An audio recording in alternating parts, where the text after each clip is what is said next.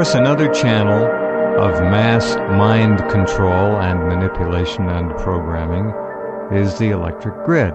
And we're seeing more evidence of that sneaking around the horizon with the advent and installation, without federal mandate, of smart meters, which absolutely monitor everything you do in the house in terms of appliances, loads, kilowatts used, and so forth. They can also, I think, it's a two-way deal. They talk about them as being transmitters, but I'm pretty sure they can receive, and they certainly can receive to the extent that they can shut your power off remotely, that's for sure. We also think, I've thought for many years, that the electric grid is also another logical contender for a transmission device of harmonic, resonant EMF frequencies to control people right in their home. Every building, every apartment, every office block all have wires everywhere. You're inside you're inside a cage, a hamster cage, electrified hamster cage of wires which can be charged up and made to disseminate almost anything.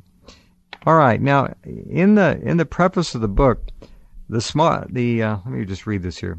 The stock market forecast and future historical timeline is not intended as prophecy in the Bible sense or biblical sense of the word, but is based upon correlations between the books of Genesis, Daniel, Revelation, and reoccurring cycles evident in the implicit order of God's natural design. Now, you talked earlier about fractal. A lot of people have heard the word fractal, but they don't understand what fractal is. Define fractal for us, if you would, so people can get a grasp of that. You might even want to look it up online, those of you who don't know. I'm sure there must be hundreds of thousands of hits just on the word fractal, F-R-A-C-T-A-L, fractal. It comes from the Greek. It means, from the Greek fractus, it means fragment. It has really to do with a small subunit that's being reproduced over and over again on a larger scale to create a larger structure. So you can find that same fractal configuration in, say, I already mentioned the outline of certain types of leaves, a mountain range, clouds, aerial view of a shoreline. There's all kinds of relationships where that's evident. You can find it in time-dependent phenomena like the oscilloscope tracing of a heartbeat. It's something that just it shows up time and time again throughout science, the population growth curve, for example, of birth, maturation, and death.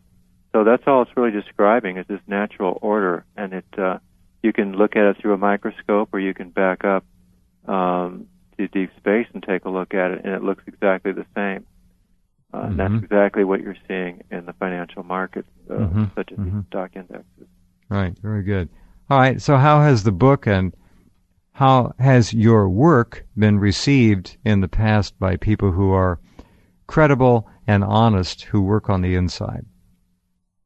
I don't really have a lot of feedback on it yet. This is really my first debut. The booklet really didn't circulate, but I'll know more as the weeks and the months proceed. The usual reception you get for information such as this is that since it hasn't occurred yet, people don't really feel the impact. Right. So you're predicting the future that only has value when it occurs, and of course it's too late. It's kind of like remote viewing. Unless you can validate it, it doesn't mean anything. Right, exactly. But when you have a track record that has accurately predicted 7 out of 7 events, and they were documented in major media before they occurred, then that should give that information more credibility. So I haven't really made any errors yet, and therefore the prediction that I'm making now has a very high probability of being accurate.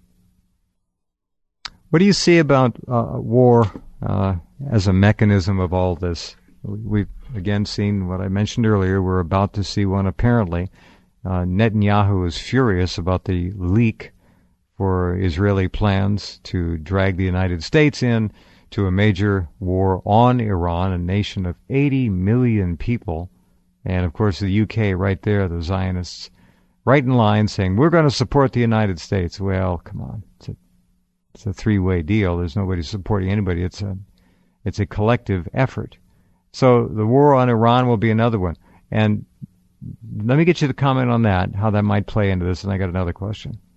Well, the one of the values that this has is that you can extrapolate from what the markets are actually projected to do to what should be going on politically. In other words, if we have a major crash coming up in 2012 and 2013, something obviously caused that, and there's only a few things that can actually do that. It could be environmental, for example. It could be political, as you mentioned, like a war. It could be just simply a banking collapse for whatever reason. Mm-hmm. But, war seems likely. What I didn't mention is that there's actually going to be two stock market crashes. This is the first one, 2012 and 2013. Mm-hmm. There will be a recovery in 2014 and 15, and then by 2017, it's going to be back up to 11,000 again. And then we're going to see the crash in 2017 and 2018. All Down orchestrated. to about 250. All orchestrated. Mm-hmm. So in other words, we're going to have a recovery, and something's going to cause that recovery. Mm-hmm.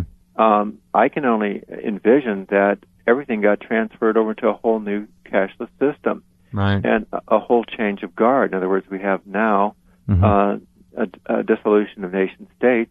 We have a global empire to where everyone thinks it's good times again. Only now they're even more enslaved than they were before because they got chipped. Exactly. And that lasts until 2017. Then you see a really major fall, clear down to, like I said, about 250 on the down to 500 by 2019. When I hear people say we might be chipped someday, I honestly look at them as already being chipped. Chipped by lifestyle, chipped by all the things I've mentioned before. They're in a very, very small range of motion, most people.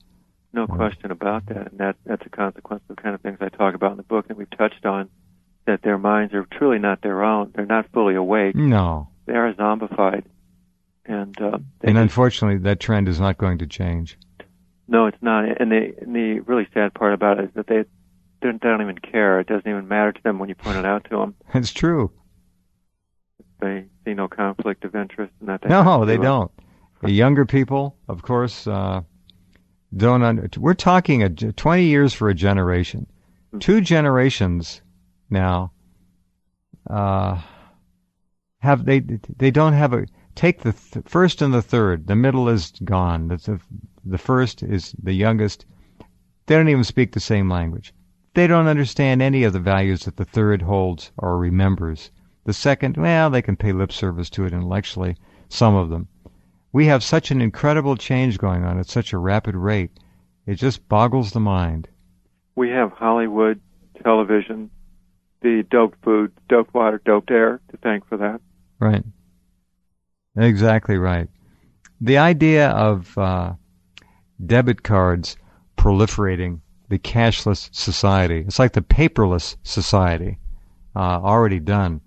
If any of you have gotten a traffic citation lately, they'll print it out on a computer. They don't even have to write it in the ticket book anymore. They'll just take your data and go in and stand next to their vehicle and type it into a little terminal and spits out a ticket for you, a revenue stamp for them, and that's it. I mean, it is changing so fast. It's amazing. Russia and China already bought out, bribed players. They did nothing to stop the slaughter of Libya, neither one of them. They barely even talked about it. What will they do about Iran? If they've been given several trillion, who knows how many trillions each? Probably nothing. So it looks like the game is rigged now on a planetary basis.